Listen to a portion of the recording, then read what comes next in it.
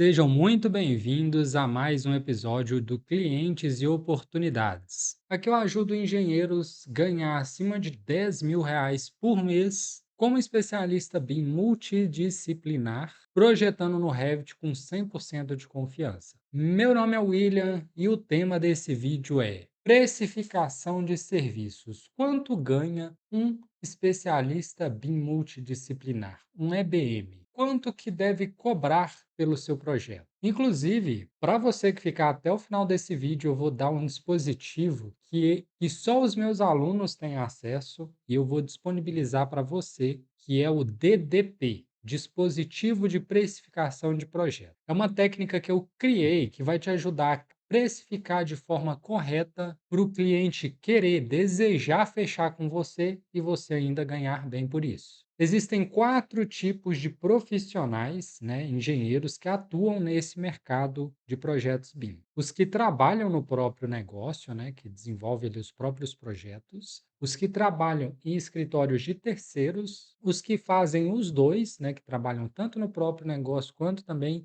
é contratado por terceiro, e aquele que não trabalha em lugar nenhum, nem no próprio negócio e nem tem contrato. Independente de qual dessas que você se encaixar, você vai sair daqui sabendo quanto vale sua hora, sabendo precificar exatamente o seu projeto. E antes de mais nada, eu vou te apresentar aqui uma pesquisa que eu fiz no vagas.com e um engenheiro civil em média, fatura aí, ganha, né, R$ 5.815, tá? Não é o vagas.com que está definindo isso, tá? Isso aqui são os salários, né, a média dos valores que eles mesmos, né, que os próprios candidatos informaram, tá? No site do vagas.com. Então, varia, né, de 3.500 aquela pessoa que está iniciando a 8.405 aquela pessoa que já tem um nível avançado. Em média, R$ 5.815, tá? Então, só para você ter uma noção, né, de quanto ganha aí um profissional que trabalha para uma determinada empresa, né, no Brasil, segundo aí o vagas.com. Quando você aprende essa técnica de cobrar corretamente pelo seu serviço, você vai ter um lucro maior, uma vez que você terá colocado ali todos os seus custos na ponta do lápis, você vai saber exatamente qual que é a margem de lucro que você deve colocar. Com isso, você vai ter mais clientes, porque você não vai colocar aí um valor exorbitante, uma vez que você vai ter enxugado o máximo ali dos seus custos e, com isso, conquistar a sua independência financeira. Viver de fato de projetos em BIM e escalar o seu faturamento nesse mercado. Qual que é a diferença do especialista BIM que sabe precificar o seu projeto e aquele especialista BIM que não sabe precificar projetos? O especialista que não sabe precificar, ele toma prejuízo e literalmente muitas vezes paga para trabalhar. Ele vive entupido de serviço, mas sem dinheiro. Fica ali o tempo todo só na operação, só ali focado, bitolado na operação e por isso não consegue crescer a empresa. Já aquele especialista BIM que sabe precificar projetos, ele dispensa cliente que não valoriza o serviço dele. E não só dispensa aqueles que não valoriza, mas também cobra mais alto daqueles que valoriza, porque entrega um projeto de excelência com valor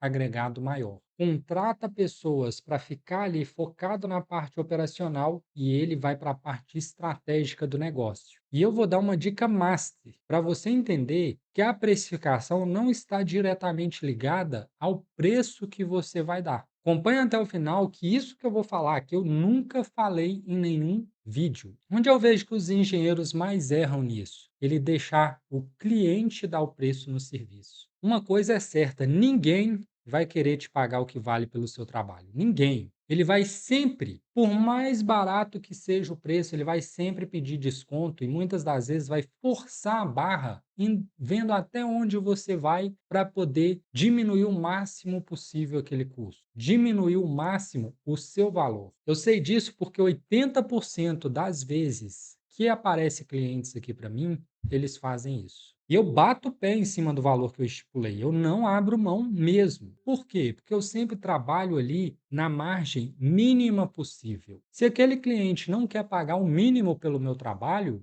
ele não é um cliente para mim. E se eu topo receber por um valor menor do que eu passei, eu estou literalmente criando um problema para mim. Sabe o que aconteceu recentemente? Um cliente me procurou para desenvolver um projeto de arquitetura de uma escola. E aí eu passei para ele o valor de R$ 30.000.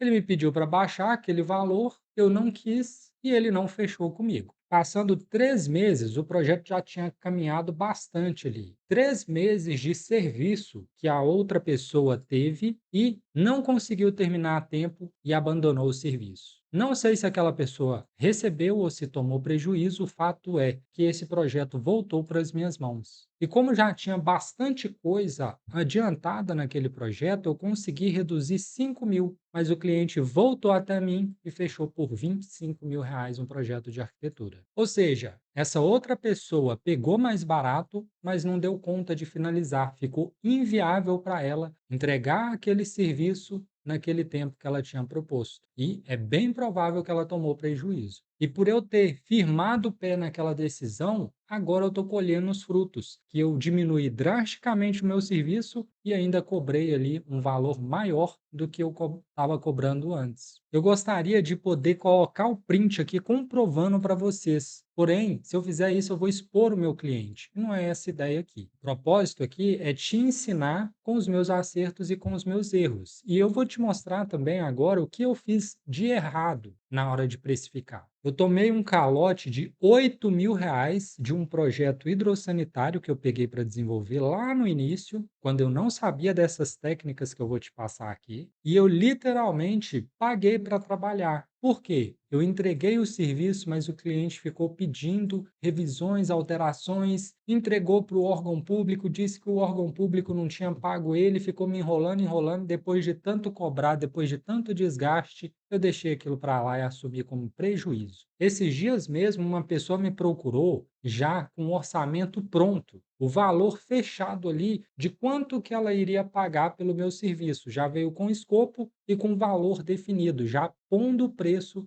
no meu serviço. E aí, quando eu fui calcular, estava literalmente saindo por R$ 20 a hora de trabalho naquele serviço, usando aquele escopo. R$ 20 a hora. Até a mulher que limpa meu escritório aqui ganha R$ 100 por hora. E ela não precisou investir 5 anos da vida dela estudando engenharia. Você que fez isso, vai realmente deixar a pessoa definir o seu valor? Cliente querendo pagar R$ 20 por hora por um serviço de especialista. É um absurdo. E o que eu quero te ensinar aqui é não cair nessas armadilhas. Porque você pode até pegar esse serviço, mas no meio do caminho você vai desistir, porque não vai compensar para você. E se você desistir, é bem provável que você não ganhe um centavo por conta disso. Você tome prejuízo. Quando for tarde demais, você vai se dar conta de que é melhor você abandonar aquele serviço e não ganhar nada do que você, de fato, continuar com aquele serviço. Acredite, ano passado isso aconteceu comigo. Eu trabalhei de graça, literalmente, por 7 meses e, para mim, valeu muito mais a pena abandonar o serviço, deixar isso como prejuízo, do que continuar com ele. E esse serviço, só para você ter uma ideia, era para ter sido finalizado o ano passado e até hoje está rolando. Beleza, William. Já entendi que eu preciso saber o que fazer para precificar corretamente. Mas por onde que eu começo? Primeira coisa, não é na bistunta que você vai cobrar. Colocar o dedo na boca, levantar para o alto. Ah, vou cobrar X. Você não vai fazer isso. O que é bistunta, William? Meu avô, quando ele ia vender uma vaca, o que ele fazia, né? Aquele comprador chegava lá, olhava lá para a manga, aquela vaca. Meu avô chutava umas 10 arroba, o outro cara falava 9, né, para ficar mais barato. E aí eles chegavam em um consenso de quanto pesava aquela vaca só de olhar para ela. Por quê? Porque se eles tivessem que pagar para levar essa vaca até um lugar que pesa, né, isso iria gerar mais prejuízo, então para eles valeria mais a pena eles dar o preço na vaca só de olhar. Só que você não vai fazer isso aqui. Você vai literalmente levar a vaca para pesar e saber no lápis quanto que pesa essa vaca, fazendo uma analogia. Quanto que custa a sua hora? Você precisa ter esse número na ponta do lápis e é isso que eu vou te mostrar aqui também como fazer. E o segundo é o mais importante, tá? Porque muita gente chega para você escondendo informações para não deixar o projeto mais complexo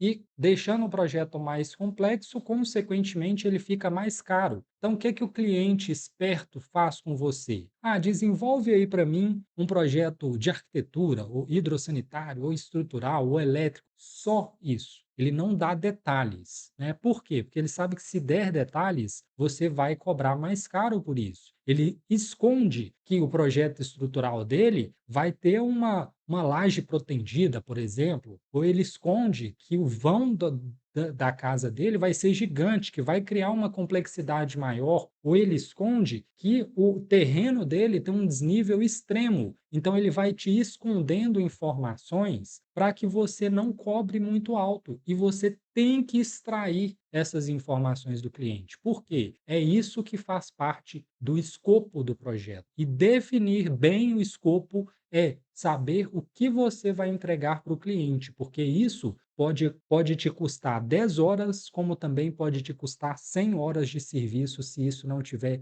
literalmente mapeado cada detalhe. Antes de precificar seu projeto, é importante você saber exatamente o que o cliente espera receber como entregável. E no BIM é ainda mais importante, porque tem muitas coisinhas ali que não são modeladas, mas são informações que precisam ser imputadas. E isso toma tempo. Por isso, você tem que colocar ali no lápis, detalhe por detalhe, de tudo que você vai precisar fazer nesse projeto. O escopo tem que estar muito bem alinhado ali com o cliente, o que ele espera receber para você entregar exatamente aquilo. Por exemplo, o cliente chega até você pedindo um projeto arquitetônico, mas o que que ele entende por projeto arquitetônico? Você, como especialista, sabe, né? O projeto arquitetônico é isso e aquilo. Mas e se ele achar que o projeto arquitetônico tem que ter o projeto luminotécnico, tem que ter o projeto de paisagismo, tem que ter o projeto de móveis de interiores, né? Se ele achar que tem que ter tudo isso no projeto arquitetônico, você só colocou o projeto arquitetônico,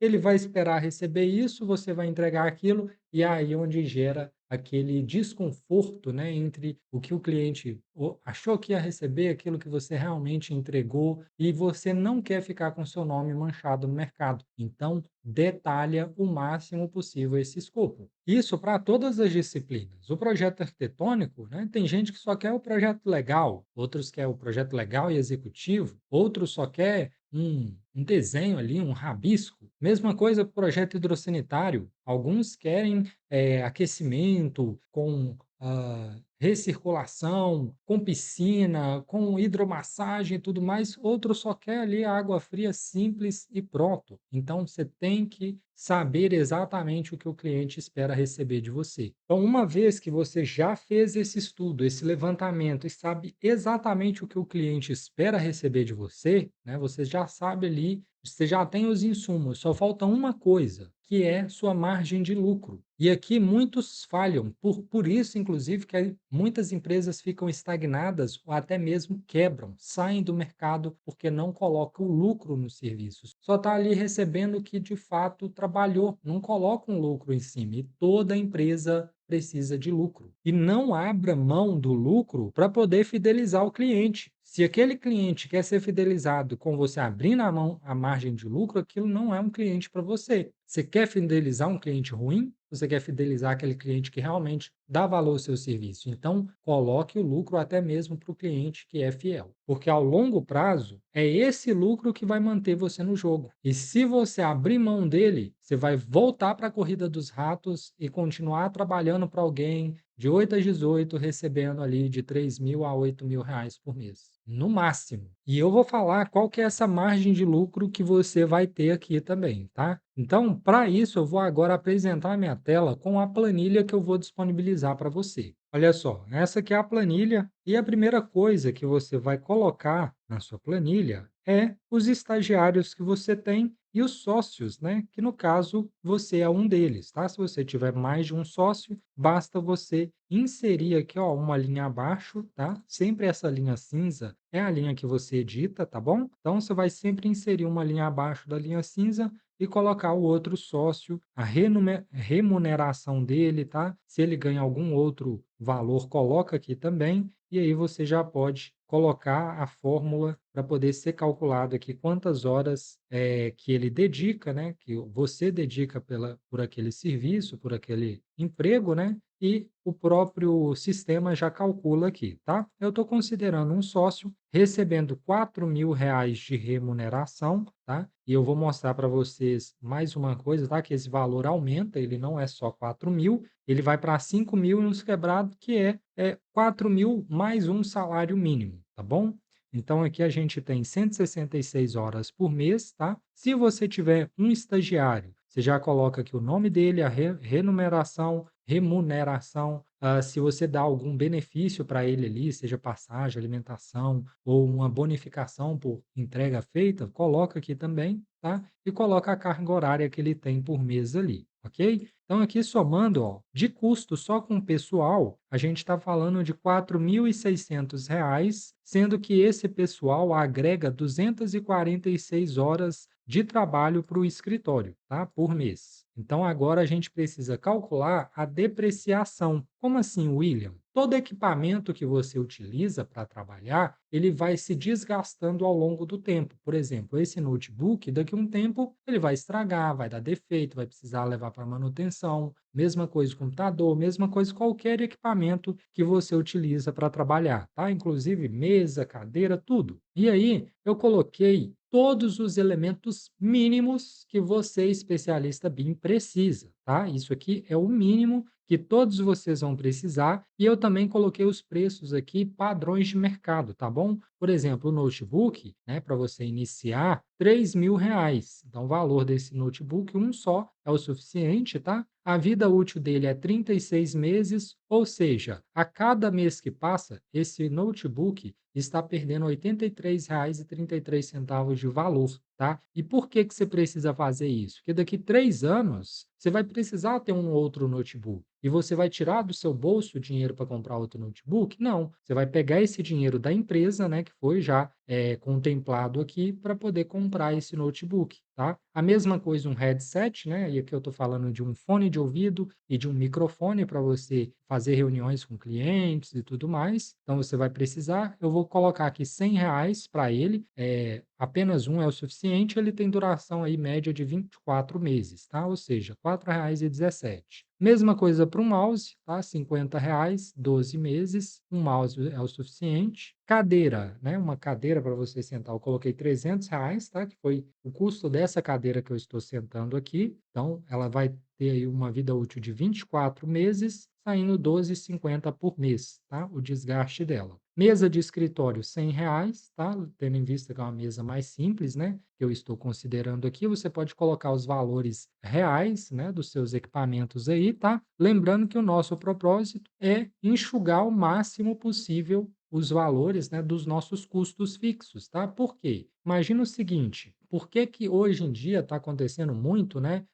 Quando você vai no supermercado, aqueles pacotes de biscoito, né, que vinha aquele tanto de biscoito, está cada vez vindo menos para manter o mesmo valor. Por quê? Porque eles sabem que para continuar, né, daquele tamanho, eles teriam que aumentar o preço. E muitas das vezes as pessoas não estão dispostas a pagar um valor mais caro por aquele item. Aí o que que eles fazem? Eles fazem a deflação, né? Eles reduzem o produto, tá? Então aqui você precisa pensar com essa visão de que você está criando um produto, né? E esse produto precisa caber no bolso do cliente. E para caber no bolso do cliente, você precisa enxugar o máximo possível dos custos que você tem com esse produto, tá? Então você tem ali um hard disk, né, que é um HD, eu coloquei R$ 200, tá? E eu coloquei dois aqui. Você poderia colocar só um também, tá? Um é o suficiente, inclusive. 48 meses que ele dura, um monitor extra, né? Se você tiver interesse, você pode utilizar também. E um celular, que é importante também, eu coloquei 1.200. William, eu comprei um iPhone de R$ 8.000. Posso colocar aqui? Não, você não vai colocar um iPhone de 8.000. Por quê? A gente está colocando aqui o mínimo, o que realmente precisa, tá? E eu sei que nesse iPhone de 8.000 você não utiliza só para o trabalho, você também utiliza para coisas particulares. Então, digamos que se você pagou 8.000 no iPhone, 1.200 foi a empresa que bancou, o restante você tem que tirar do seu bolso, tá? Por quê? Um celular de R$ 1.200 faz o serviço que a sua empresa precisa. Então, você só vai tirar da sua empresa o necessário para ela funcionar, tá bom? Então, você tem que pensar dessa forma aqui, obviamente, para você que está iniciando. Depois que você atinge um certo nível, você pode aí se abrir para regalias, tá? Olha só, nessa brincadeira aqui, a gente chegou num valor de R$ 152 que a gente gasta por mês só com depreciação de equipamentos, tá? E isso aqui são os mínimos dos equipamentos. Você pode colocar mais aqui, né? Se você vê que é realmente essencial para o seu trabalho, você coloca, tá? Se for descartável, você não coloca, tá bom? Então aqui a gente tem agora os custos fixos. Quais são os custos fixos, William? Custos que você paga para você ter ali sua empresa aberta. Por exemplo, um Prolabore, né, que é 1.640. Por que que eu coloquei 1.640 de Prolabore aqui e coloquei 4.000 para o sócio aqui? Isso aqui é a retirada do sócio, tá? De lucro que ele vai tirar. E aqui você vai colocar esse valor. Por quê? Se você colocar, por exemplo, os 6.000 aqui, ó, significa que você também vai pagar INSS referente a esses 6.000. E olha só, de 328, olha quanto que vai ficar. R$ 1.200, tá vendo? Então você teria que pagar R$ 1.200 de Prolabore, porque você está colocando que você, ou melhor, de INSS, né, do Prolabore, porque você está colocando que o seu Prolabore é muito alto. Então eu recomendo que você tire um salário de Prolabore, tá? E o restante você retira como lucro, né? Você pega aquela distribuição do lucro que a sua empresa gerou, tá bom? Então, isso aqui que você vai colocar. Depreciações, ele já puxou aqui direto lá do quadro que veio separado. Estagiários, né? Aqui eu vou colocar até equipe e não estagiários, tá? Por quê? Porque você também está contando ali, né? Naquela equipe. Então, a equipe, R$ 80. De onde vem isso? Na verdade, eu até puxei errado. Deixa eu puxar aqui melhor. Olha só, esse valor aqui é igual, pessoal, esse aqui, ó, tá vendo? Que você também está custando esse valor. É 4.000 seu, mais 600 do estagiário, 4.600, tá? Então, ele já pegou aqui os valores, né? O CREA que também tem que pagar, tá? E eu peguei e fiz uma média mensal do CREA, tendo em vista que aqui, ó, já coloquei R$ 550 dividido por 12, tá? Que foi o CREA que eu paguei esse ano. Plus, eu coloquei uma média de R$ 100. Contabilidade, eu coloquei 119, que é o valor que eu pago. Software Revit LT ou software Revit Full, né? Você vai colocar ou um ou outro aqui. Você vai colocar os dois em qual situação? Quando realmente tiver mais de uma pessoa na sua equipe trabalhando com Revit, tá? De forma simultânea. E eu tenho certeza que esse Revit LT vai ajudar e muito. Por exemplo, você vai precisar fazer a documentação, né? E o Revit LT faz essa documentação. Então, tudo que você puder fazer no software Revit LT, você vai fazer para deixar o software Revit só com aquilo que só ele faz, tá bom? E aí você pode também, para reduzir custos, fazer parcerias com outros escritórios. Por exemplo, ele usa um período do dia, você usa um outro período do dia, né? E aí cada um paga metade do Revit, ou até mesmo mais de um escritório. E aí vocês estipulam quem vai usar qual horário do dia, né? Para poder diminuir assim o valor pago pela ferramenta, tá? Você também vai precisar de um site, um domínio e o e-mail, tá? Isso aí eu fiz a conta, saiu por R$ 15,33 por mês, tá? O site mais o domínio, então é muito pouco, né? Tendo em vista o benefício que isso traz. Telefone e internet, coloquei R$ 100, né? Por mês também. E aqui são outras despesas fixas, né? Que você vai ter aí ao longo do tempo que você for operando, tá? São despesas extras, digamos assim, tá bom? Essa aqui é o mínimo também, que qualquer um precisa ter aí quando inicia, tá bom? Então, eu já coloquei eles aqui e no total tá dando R$ 270. Agora, a gente chega no ponto de ter o preço por hora. Então, olha só de custo fixo por mês, eu estou falando de R$ 12.864,96, que é pagar você, que é pagar os seus funcionários, que é pagar a depreciação dos equipamentos, que é pagar todos os custos fixos que você vai ter. Então, tudo isso vai ser 12.834. Só que eu ainda coloquei aqui mais R$ 1.000 de lucro desejado, tá? Então, ó, o total é 13.864. William, como que você chegou nesse número de R$ 1.000? R$ 1.000 é o mínimo que eu peço para vocês colocarem como lucro, tá? Qualquer projeto que vocês forem pegar, R$ 1.000 de lucro, tá? Qualquer um. Se for pequeno, R$ 1.000 de lucro, fora o valor, tá? A gente vai falar sobre o valor do serviço aqui, mas o lucro tem que ser R$ 1.000 para valer a pena, tá? E aí, se esse projeto, por exemplo, se esse lucro, né, se esse custo fixo aqui não corresponder, por exemplo, a 5%, ó, esse valor for menor do que 5%, aumenta o seu lucro, tá? Você pode aumentar esse lucro aqui se for menor do que 5%, beleza? Ou seja, 1.500, 1.200, aí você vai aumentando aqui, tá bom? Sem problemas. E aí a gente tem, né, que são 246 horas disponíveis, porém, dessas horas a gente sabe que a pessoa vai ali, né, tem, por exemplo, um atestado, né, e aí não vai em um determinado dia, tem aquelas horas que para para o cafezinho, para atender uma coisa e outra, né, então nem sempre vão ser 100% das horas produtivas. E aí você considera uma margem aqui, né, então no total a gente está falando de 221 horas que a equipe, né, vai ter disponível para produzir, né, o serviço que vai trazer faturamento aí, tá? E aí a gente vai incidir alguns itens aqui também em cima desse primeiro valor, tá? Então aqui a gente tem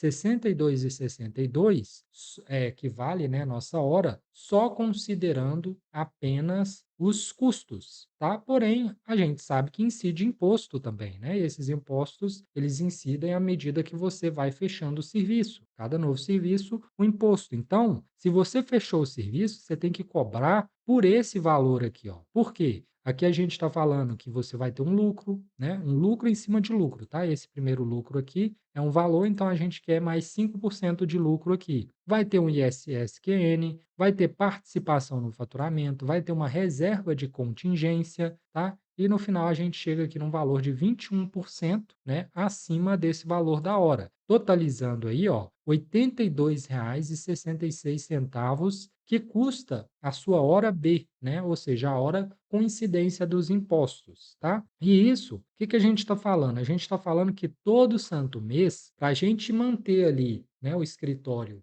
no equilíbrio, a gente tem que faturar pelo menos R$ 18.300, tá? 18.300 para manter o escritório no equilíbrio. Por isso que eu falo com vocês que vocês têm que faturar acima de R$ 10.000 para valer a pena, né? Para você estar aí ganhando um valor que é a média de mercado, para você ter um lucro, para você fazer com que sua empresa cresça, tá? Se você não está ganhando isso aqui, com certeza você não vai durar muito tempo no mercado, tá bom? Então, aqui também tem alguns detalhes, né, dos valores e tal, o que que você vai estar considerando como imposto, o que que é o custo fixo, o que que é o lucro. Olha só, então se você faturou, né, R$ 82, desses R$ 82, 13 é só de imposto, 58 é de custo que você vai ter e R$ 11 é lucro, tá? Então, é disso que a gente está falando. Isso aqui no caso da hora, né? Se você tem, por exemplo, um faturamento de 18.300, né, que é aquele valor onde o seu escritório está no 0 a 0, só de imposto você está falando que vai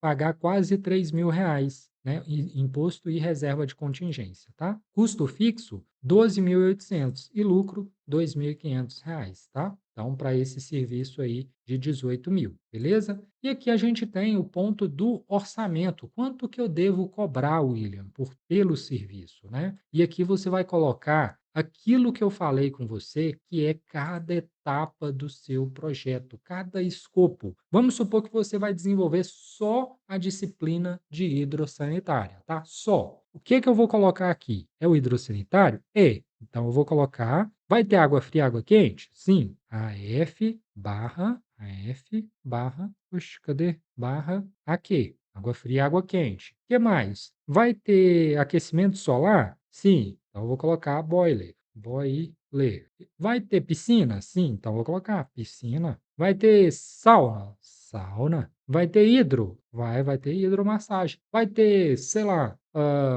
drenagem? Vai ter drenagem. Então você vai detalhando absolutamente tudo que vai ter naquele projeto. Por quê? Assim fica muito mais fácil você vir aqui, bater o olho no projeto e olhar assim, não, só para água fria e água quente, nesse projeto aqui eu vou gastar 10 horas. Aí ele já te dá aqui o valor, ó. Quanto que vale então só água fria e água quente daquele projeto? 900. Para fazer o boiler, né, e conectar ali com água quente e tudo mais, eu vou gastar 5 horas. Para a piscina, né, que é um grau de complexidade maior, eu vou colocar mais 10 horas. Para a sauna, mais 5 horas. Para hidro, mais 5 horas. Para drenagem, mais 10 horas. Então, olha só para o projeto de hidrossanitário, como eu detalhei o escopo, eu estou chegando em 45 horas que eu vou precisar e um valor de 4.091. Só que esse valor aqui não está levando em consideração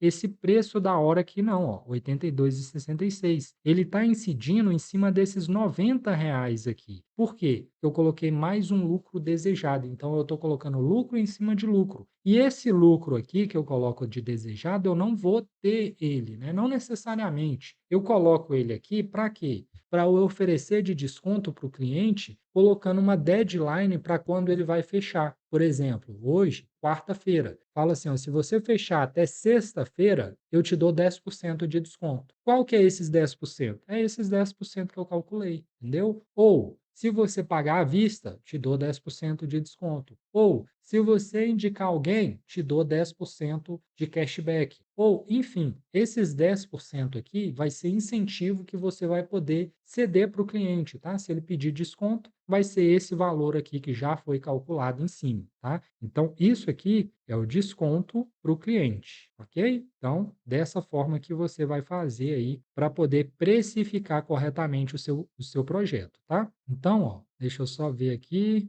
valor com a hora C. Deixa eu até colocar aqui que parece que ele perdeu o cálculo. Então, é essa quantidade de horas vezes esse valor, que é o valor da hora C, tá? Então, ó, aqui eu já tenho quanto que vai custar cada um desses projetos, tá? Aquele preço de venda, valor com a hora C, preço de venda, basicamente a mesma coisa, tá? Poderia simplesmente ignorar isso aqui também, que é o mesmo valor. Deixa eu ver por que que eu coloquei isso aqui. Vamos deletar para ver. Excluir, pronto. Não impactou em nada. Então, aqui você coloca, né, a etapa do projeto ou enfim, pode ser etapa, pode ser a disciplina, tá? O que você separou, né? Porque a ideia é que você quebre aquele pedaço em várias partes, de forma que a menor parte que você tiver, você consegue saber quanto tempo que você vai gastar para desenvolver, tá? Se você olhar para aquela parte pequena e não souber quanto tempo vai ser necessário para desenvolver aquilo, significa que você não quebrou o suficiente, tá? Então você pode quebrar de novo,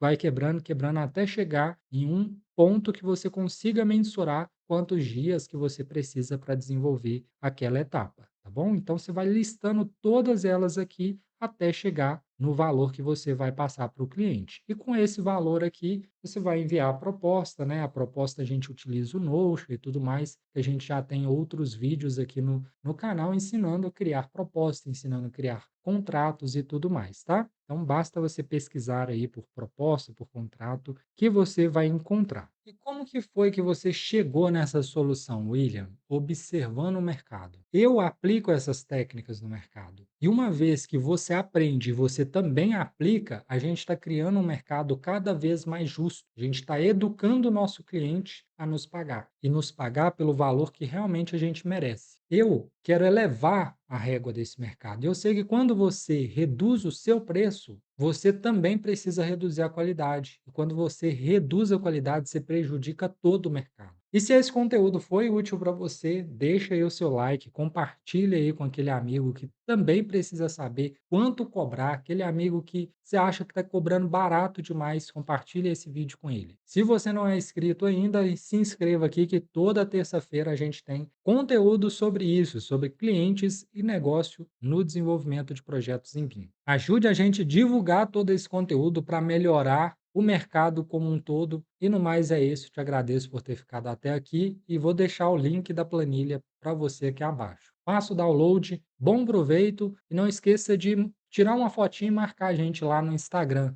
projetarbim_William Alves. Muito obrigado.